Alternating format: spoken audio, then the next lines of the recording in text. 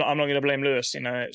If things were normal, I wouldn't have been even battling with Lewis. I'd have been battling with Kimi and Max ahead. FIA has finally broken its silence on Lewis Hamilton's controversial 5-second penalty at the Belgian Grand Prix after his collision with George Russell. But the punishment is not the only thing creating headlines. Questions are now being raised about Hamilton's costly mistake and the pressure building inside Ferrari. After Ferrari invested heavily in bringing the 7-time world champion to the team, expectations were sky high. But instead of fighting for regular victories, Hamilton has found himself caught in more controversies, penalties and expensive mistakes. His clash with Russell damaged his race, earned him a 5-second penalty, and later Ferrari was hit with a 25,500 fine after a pit lane incident involving a mechanic. And this was not the first warning sign. During Friday's practice session, Hamilton was also close to receiving another penalty, while Ferrari was already forced to pay a 10,000 fine over a separate incident. Now fans are asking the big question: is Hamilton struggling under the pressure at Ferrari, and how long will the team continue paying the price for these mistakes? Let's take you back to how it all started at Spa-Francorchamps. On the opening lap, Hamilton made contact with Mercedes driver George Russell, sending him into a spin and out of contention. The stewards didn't take long to act. Hamilton was slapped with a 5-second time penalty for the collision, a penalty that would go on to shape the rest of his afternoon. That single moment on lap 1 triggered a domino effect. Hamilton later admitted that the damage sustained to his car during the incident changed everything about how his Ferrari behaved for the rest of the race. When the mechanics rebuilt the car after the contact, they missed a suspension adjustment,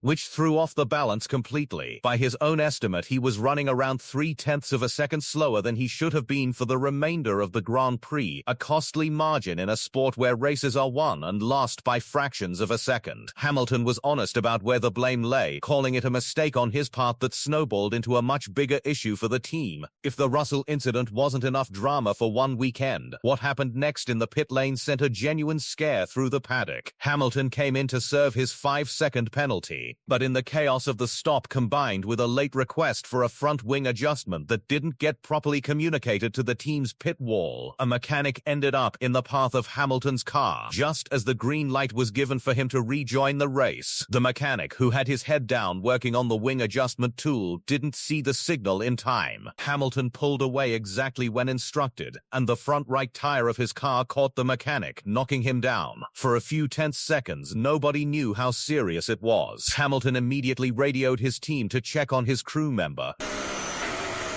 And well done, Lewis. Finished P4, Antonelli won the race. Charles second, Max third. Without the penalty, it would have been an easy podium. And mode charge. Yeah, tough weekend, guys. Both me. On me.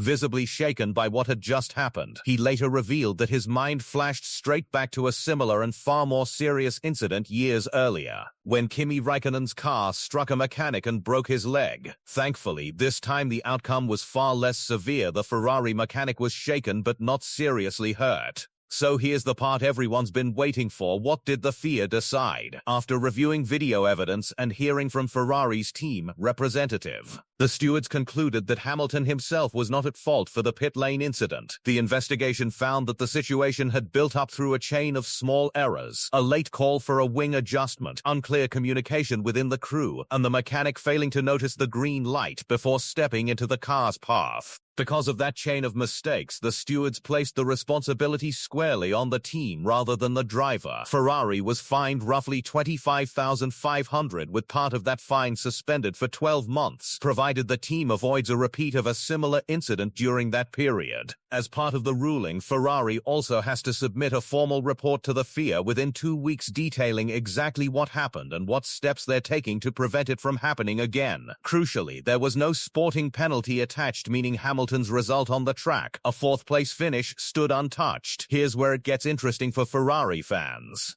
This wasn't an isolated slip-up. Just a day earlier, in Friday practice, Hamilton was already flirting with trouble after a separate incident nearly brought another penalty his way. On top of that, Ferrari had already been stung by a separate 10,000 fine before the race weekend had even reached its most chaotic moments. Add it all up, and you get a picture that's hard to ignore. A 7-time world champion, brought in under enormous expectation, now at the center of repeated penalties, fines, and pit lane errors in a single race weekend. For a team that spent big to bring Hamilton on board, hoping for consistent title-winning performances, these are not the headlines they wanted to be making. Hamilton himself didn't shy away from acknowledging the rough patch. He admitted that this had been an unfortunate weekend overall, while also pointing out that the car's underlying pace had been encouraging. He suggested that without the early damage from the Russell clash, Ferrari might genuinely have been in the mix to fight for the win. At the same time, he was candid that he couldn't afford performance weekends like this one, referencing his practice crash the day before, and said he intended to raise his level heading into the next race. Despite everything, the penalty, the pit lane scare, the underperforming car there was actually a silver lining for Hamilton by the end of the weekend. George Russell's retirement from the race meant Hamilton moved up to second place in the championship standings. He now sits as the closest challenger to championship leader Kimi Antonelli, albeit still a significant 45 points behind. So while the weekend was messy on almost every level, the bigger picture of Hamilton's championship campaign didn't take as much damage as it could have. Formula One doesn't slow down for anyone, and neither does the pressure on Hamilton. The next stop on the calendar is the Hungarian Grand Prix, which also happens to be the final race before the sport's summer break. That gives Hamilton one last chance to turn the narrative around before teams and drivers head off for a few weeks of downtime that Ferrari will likely spend reviewing exactly what went wrong this weekend, both on track and in the pit lane. So, to sum it all up, Lewis Hamilton escaped a sporting penalty for the pit lane scare, but Ferrari didn't escape the financial consequences, and neither did their reputation. Between the Russell collision, the mechanic incident, and the string of costly errors piling up across the weekend, the pressure at Ferrari is clearly building not just on the team, but increasingly on Hamilton himself. The question now is whether Hungary can be the reset both Hamilton and Ferrari desperately need, or whether this rocky patch is only just getting started. Let us know in the comments, do you think Hamilton can turn things around before the summer break?